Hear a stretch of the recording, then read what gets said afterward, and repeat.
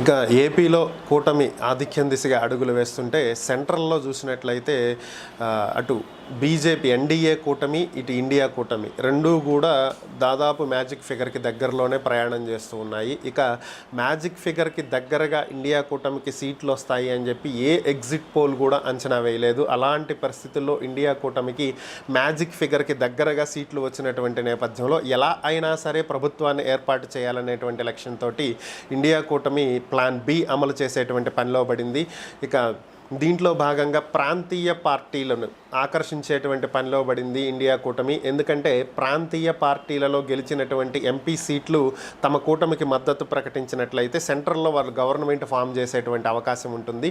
మరి దీనికోసమే ఇప్పటికే బీహార్ ముఖ్యమంత్రి నితీష్ కుమార్ని కలవటం జరిగింది. కాంగ్రెస్ నేతలు ఆయనతో ప్రస్తుతం మంతనాలు జరుపుతున్నట్లుగా ఉన్నటువంటి సమాచారం. ఇక మరొక పక్క టీడీపీ అధినేత చంద్రబాబు నాయుడును కూడా కాంగ్రెస్ నేతలు సంప్రదిస్తున్నట్లుగా తెలుస్తుంది.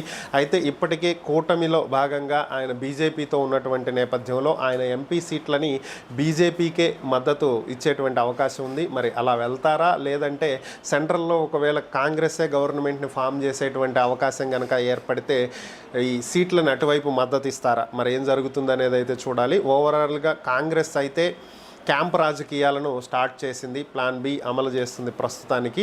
మరేం జరిగిద్దో చూడాలి.